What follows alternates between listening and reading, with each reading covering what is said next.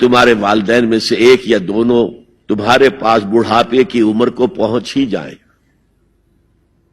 انہیں کبھی اف تک نہ کہنا، دل نہ توڑنا ان کا، چھاتی چوڑی کر کے بات نہ کرنا، ان سے کندھے جھکا کر بات کرنا، ادب سے گفتگو کرنا۔ قل لہما قولا کریما واخفض لہما جناح الذل من الرحمہ، اپنے کندھوں کو جھکا کر رکھنا، اور پھر کہنا، اللہ سے دعا کرنا، رب ارحمہما کما ربیانی صغیرا، پروردگار میرے ان والدین پر رحم فرمائیو جیسے کہ انہوں نے مجھے پالا تھا جبکہ میں چھوٹا سا تھا۔ تو خاندان کے نظام کو مستحکم کرنے کے لیے 3 ڈائمنشنز ہیں، جیسے ایک کمرہ ہے، چوڑائی ہے، لمبائی ہے، اونچائی ہے۔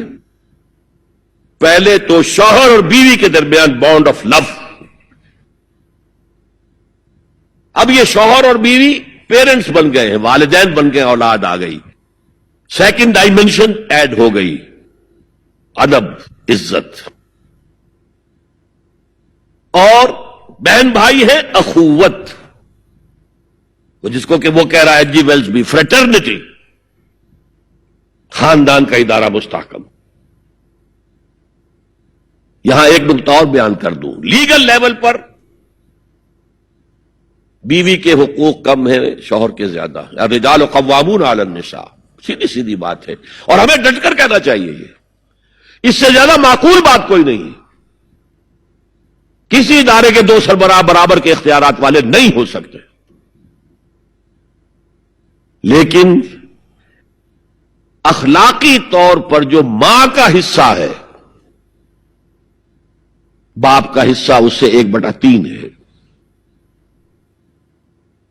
قرآن مجید میں آیا ہے نا، حملتہ امہ وہنا علی وہن وفصالہ فی عامین ان اشکر لی ولوالدیک، اسے اٹھائے رکھا اس کی ماں نے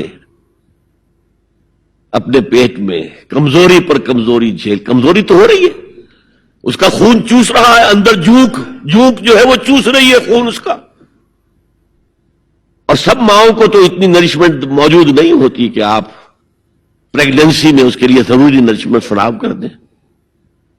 وہنن علی وہن، کمزوری پر کمزوری جھیل کر بھی اپنے پیٹ میں اٹھائے رکھا، وفصالہ فی عامین، اور پھر دودھ چھڑانا ہوا 2 سالوں میں، وہ جھونک جو ہے وہ پھر اس کی چھاتیوں سے چمٹ گئی، لہذا اس کا حق 3 گنا زیادہ ہے باپ سے۔ ایک صحابی حضور سے پوچھتے ہیں، حضور میرے حسن سلوک کا اولین مستحق کون ہے؟ فرمایا تمہاری والدہ۔ پھر پوچھا ان کے بعد کون؟ پھر کہا تمہاری والدہ۔ پھر پوچھا ان کے بعد کون؟ پھر کہا تمہاری والدہ۔ پھر پوچھا ان کے بعد کون؟ تو کہا تمہارے والد۔ 3 درجے، اور یہ جو فرمایا الجنت تحت اقدام الامہات، جنت تو ماؤں کے قدموں تلے ہے، یہ باپ کے بارے میں تو نہیں فرمایا۔ یہ ہے ایکویشن، بیلنس۔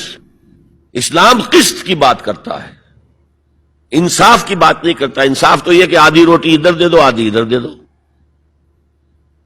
انصاف ہے، یہ اچھی چیز ہے۔ یہ قسط یہ ہے کہ بوجھ اٹھانا ہے تو جو زیادہ قوی ہے اس کو زیادہ بوجھ دو اٹھائے، اور جو کمزور ہے اسے کم بوجھ دو، یہ